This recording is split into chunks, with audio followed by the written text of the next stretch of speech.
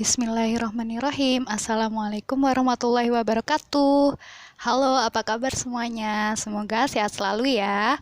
Di sini Bu Ica mau kasih tahu kalian apa sih bimbingan dan konseling itu?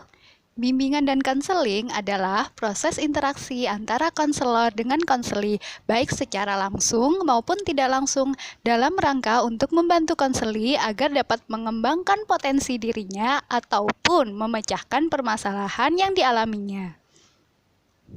Apa saja sih asas-asas dalam bimbingan dan konseling? Yang pertama, ada asas kerahasiaan. Asas kerahasiaan adalah asas yang menuntut konselor merahasiakan data atau informasi yang diberikan konseli agar tidak diketahui orang lain, dan data atau informasi hanya boleh disebarluaskan berdasarkan persetujuan konseli yang dapat dipertanggungjawabkan. Selanjutnya, ada asas kesukarelaan. Asas kesukarelaan ini menghendaki adanya kesukaan dan kerelaan antara konselor dengan konseli dalam mengikuti atau menjalani layanan atau kegiatan yang diperuntukkan. Selanjutnya ada asas keterbukaan. Asas ini menghendaki agar konselor dan konseli bersikap terbuka dan tidak berpura-pura, baik dalam memberikan keterangan maupun dalam menerima berbagai informasi dari luar yang berguna bagi pengembangan dirinya. Selanjutnya ada asas kegiatan. Asas ini menghendaki agar konselor dan konseli berpartisipasi aktif dalam rangkaian kegiatan dalam layanan bimbingan dan konseling. Selanjutnya, asas kemandirian. Asas ini menunjukkan pada tujuan umum bimbingan dan konseling, yaitu konseli diharapkan menjadi mandiri secara pribadi, sosial, belajar, dan karir dengan ciri-ciri mengenal diri sendiri dan lingkungannya, maupun mengambil keputusan, mengarahkan, serta mewujudkan diri sendiri. Selanjutnya, asas kekinian, yaitu asas yang menghendaki permasalahan yang dihadapi konseli terjadi saat sekarang. Kondisi masa lampau dan masa depan dilihat sebagai dampak dan memiliki keterkaitan dengan apa yang ada dan diperbuat konseli pada saat sekarang. Kemudian ada asas kedinamisan. Asas ini menghendaki agar isi layanan hendaknya selalu bergerak maju, tidak monoton, dan terus berkembang serta berkelanjutan sesuai dengan kebutuhan dan tahap perkembangannya dari waktu ke waktu. Selanjutnya ada asas keterpaduan. Asas ini menghendaki agar layanan bimbingan dan konseling yang dilakukan dapat saling menunjang, harmonis, dan terpadukan. Dalam hal ini, kerjasama atau kolaborasi dengan berbagai pihak yang terkait menjadi perlu dilaksanakan. Kemudian ada asas kenormatifan, yaitu asas yang menghendaki agar layanan bimbingan dan konseling didasarkan pada norma-norma yang berlaku. Selanjutnya ada asas keahlian. Asas ini menghendaki layanan bimbingan dan konseling diselenggarakan atas dasar kaidah-kaidah profesional. Dalam hal ini, konselor atau pihak yang dipercaya memberikan layanan hendaknya tenaga yang benar-benar ahli dalam bimbingan dan konseling. Profesionalitas konselor harus terwujud baik dalam penyelenggaraan jenis-jenis layanan dan kegiatan bimbingan dan konseling dan dalam menegakkan kode etik bimbingan dan konseling. Kemudian ada asas alih tangan kasus. Adalah asas yang menghendaki agar konselor yang tidak mampu menyelenggarakan layanan bimbingan dan konseling secara tepat dan tuntas atas suatu permasalahan konseli kiranya dapat mengalih tangankan kepada pihak yang lebih ahli. Konselor dapat menerima alih tangan kasus dari orang tua, guru-guru lain, atau ahli lain. Demikian pula sebaliknya, konselor dapat mengalih tangankan kasus kepada pihak yang lebih kompeten, baik yang berada di dalam lembaga sekolah maupun di luar sekolah.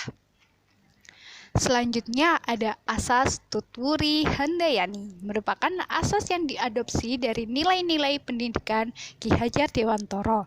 Asas Tutwuri Handayani ini adalah asas yang menghendaki agar pelayanan bimbingan dan konseling secara keseluruhan dapat menciptakan suasana mengayomi, mengembangkan keteladanan, dan memberikan rangsangan dan dorongan serta kesempatan yang seluas-luasnya kepada konseli untuk berkembang maju sesuai dengan potensi yang dimiliki konseli. Nah, sudah tahu kan asas-asas apa aja yang ada di bimbingan dan konseling? Selanjutnya, apa saja ya bidang layanan yang ada dalam BK? Bidang-bidang layanan dalam BK ada 4. Yang pertama, pribadi, sosial, belajar, dan karir. Selanjutnya, komponen layanan dalam BK. Yuk kenalan dulu dengan komponen layanan dalam bimbingan dan konseling. Di sini ada pelayanan dasar, pelayanan responsif, perencanaan individual, dan juga dukungan sistem. Kemudian, jenis layanan apa saja sih yang ada di BK? Yuk kenalan satu persatu. Yang pertama adalah layanan orientasi. Layanan ini membantu peserta didik memahami lingkungan baru dan objek-objek yang perlu dipelajari untuk menyesuaikan diri serta mempermudah dan memperlancar peran di lingkungan baru yang efektif dan berkarakter. Selanjutnya, layanan informasi membantu peserta didik menerima dan memahami berbagai informasi diri, sosial, belajar, karir, atau jabatan, dan pendidikan lanjutan secara terarah, objektif, dan bijak. Selanjutnya, layanan penguasaan konten, yaitu membantu peserta didik menguasai konten tertentu sesuai dengan tuntutan kemajuan dan berkarakter cerdas yang terpuji sesuai dengan potensi dan peminatan dirinya. Kemudian ada layanan penguasaan perseorangan, yaitu membantu peserta didik dalam mengentaskan masalah pribadinya melalui prosedur perseorangan. Kemudian ada layanan bimbingan kelompok, membantu konseli dalam mengembangkan pribadi, kemampuan hubungan sosial, kegiatan belajar, karir, dan pengambilan keputusan, serta melakukan kegiatan tertentu melalui kegiatan dinamika kelompok. Kemudian juga ada layanan konseling kelompok, di mana membantu konseli dalam pembahasan dan mengentaskan masalah yang dialami konseli melalui dinamika kelompok. Selanjutnya ada juga layanan konsultasi.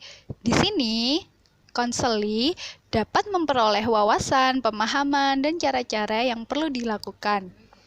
Kemudian ada layanan mediasi, membantu konseli dalam menyelesaikan permasalahan dan memperbaiki hubungan dengan pihak lain. Konselor berperan juga sebagai perantara antara konseli dengan pihak lain. Selanjutnya, ada juga layanan advokasi. Di sini membantu konseli untuk memperoleh kembali hak-hak dirinya yang tidak diperhatikan dan atau mendapatkan perlakuan yang menyalahi hak-haknya. Nah, selanjutnya ada juga nih kegiatan pendukung. Apa aja sih? Yang pertama adalah aplikasi instrumentasi. Kemudian ada himpunan data, konferensi kasus, kunjungan rumah, dan alih tangan kasus. Nah, sudah tahu kan apa itu bimbingan dan konseling? Yuk, sekarang kenalan sama guru BK di MTSN 1 Kediri. Ada siapa aja ya?